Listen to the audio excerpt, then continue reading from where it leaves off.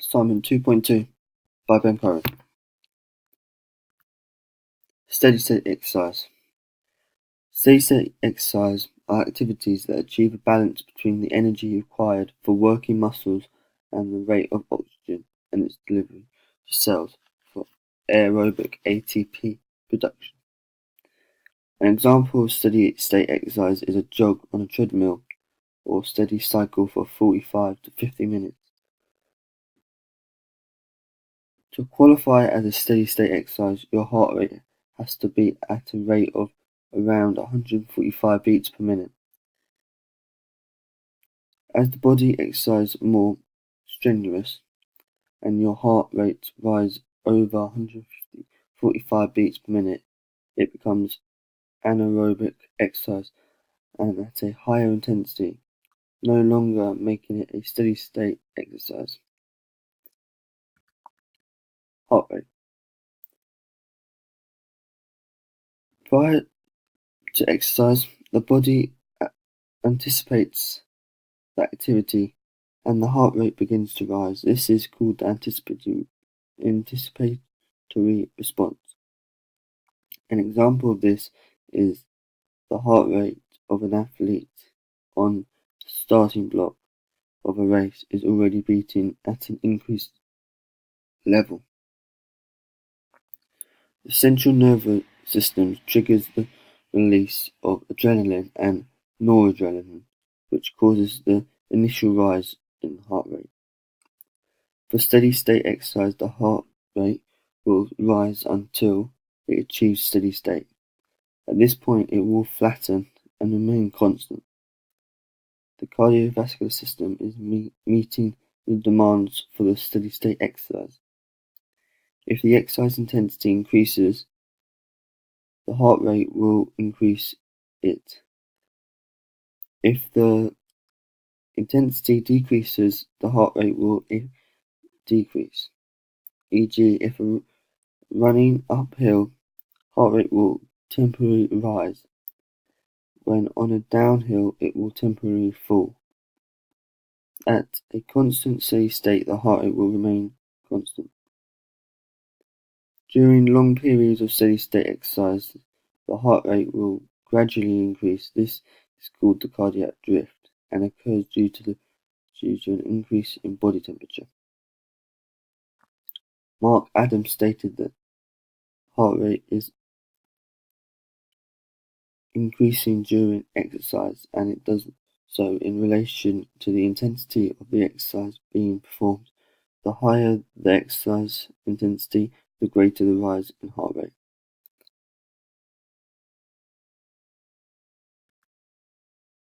Stroke volume. Stroke volume is the amount of blood pumped by each ventricle with each heartbeat. The greater the rise in stroke volume comes in the transition from rest to moderate exercise, where it reaches its peak. During steady state exercise, there is an increase in venous return, which is the blood returning to the heart. Stroke volume increases during exercise as a result of the greater contractions of the heart. So when there is an increase in venous return, there is an increase in stroke volume. When there is a decrease in venous return, there is a decrease in stroke volume. However, stroke volume does not continue to rise. Mark Adams et al. Stated that stroke volume reaches a peak during submaximal exercise and does not increase further during maximal exercise. The greater increase in stroke volume occurs in the transition from rest to moderate exercise. When an athlete is doing maximal exercise, the stroke volume does not increase as the left ventricle is at the point already full to capacity. Elite athletes such as Mo Farah exercise program includes endurance training, which develops the left side of the cardiac muscle, enabling it to pump more blood per beat. The left ventricle can also fill more completely, because Mo Farah has a very low resting heart rate, allowing more time between beats for the blood to flow into the left ventricle. The increased volume of blood in the ventricles also stretches the ventricle wall, again helping to increase the maximal squeezing potential. This results in an increase in stroke volume. www.livestrong.com stated that estimated average stroke volume amount to range between 50 to 70 milliliters at rest to 110 to 130 milliliters during cardiac training. Elite athletes have estimated stroke volume between 90 to 110 milliliters at rest and 150 to 220 milliliters during cardiac training. Starling's law. Starling's law states that stroke volume of the heart increases in response to an increase in the volume of blood filling the heart.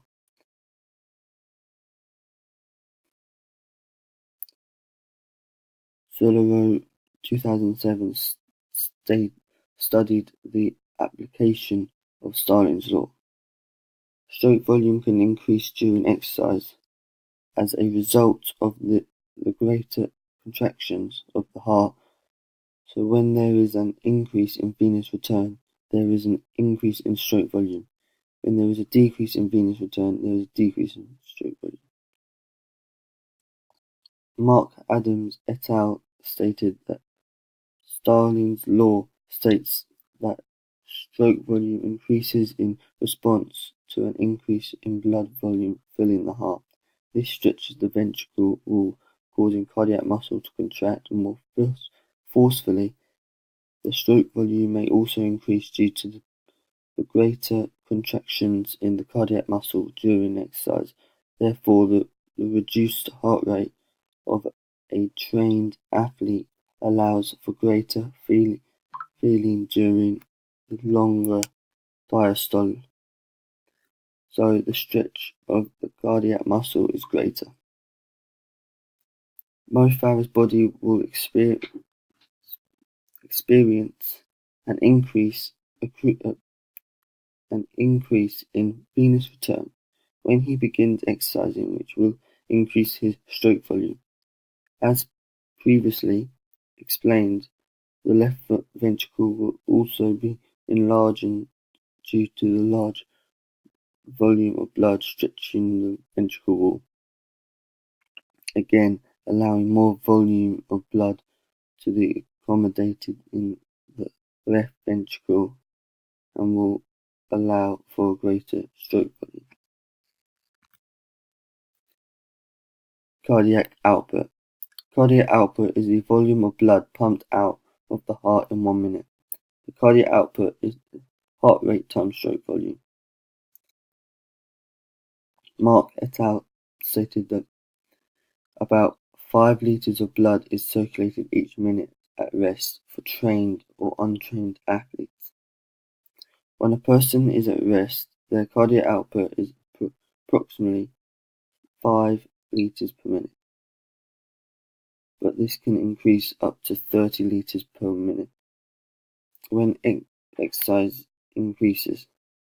The cardiac output increases, increasing blood pressure. During steady-state exercise, the cardiac output rises due to the increased stroke volume and the heart rate. The difference between your resting and active cardiac output is called cardiac reserve. The average cardiac output for an adult is 4.9 liters of blood per minute, with a range of 4 to 8 liters per minute.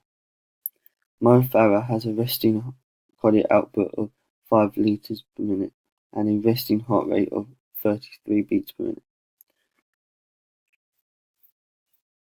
Stroke volume equals cardiac output divided by heart rate, which for Mo Farah is 5,000 divided by 33 equals 152,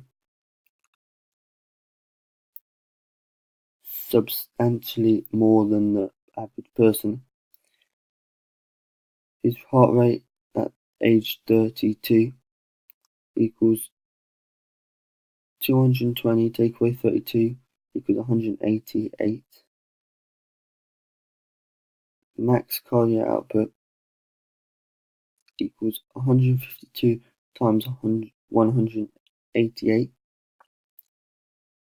equals 28.5 liters per minute, which is 6 times his resting level.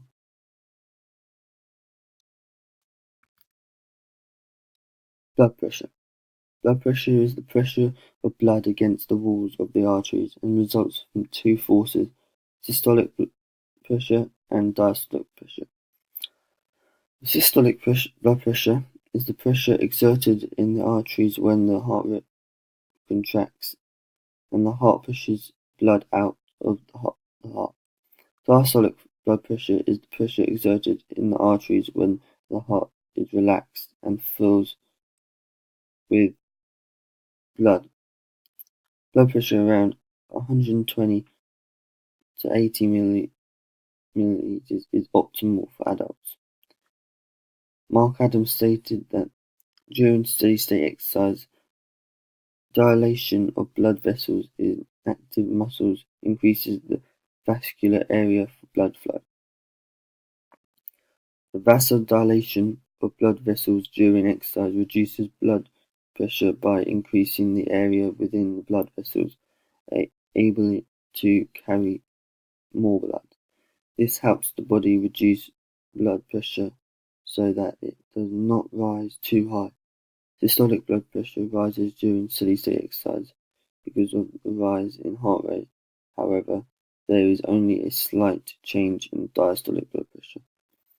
After exercising, there is a fall in systolic pressure. As the skeletal muscular pump is no longer pumping blood from the muscles to the heart.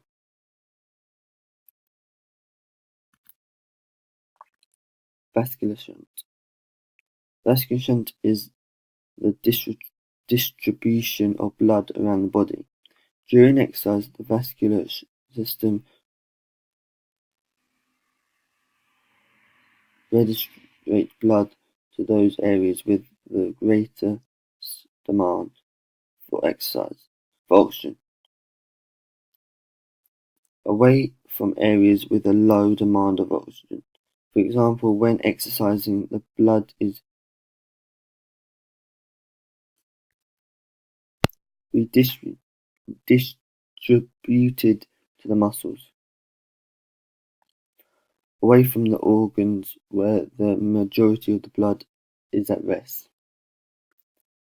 Only 15 to 20% of cardiac output is supplied to the muscles, with 80 to 85% of the cardiac output supplying the body's organs, e.g. liver, kidney, etc.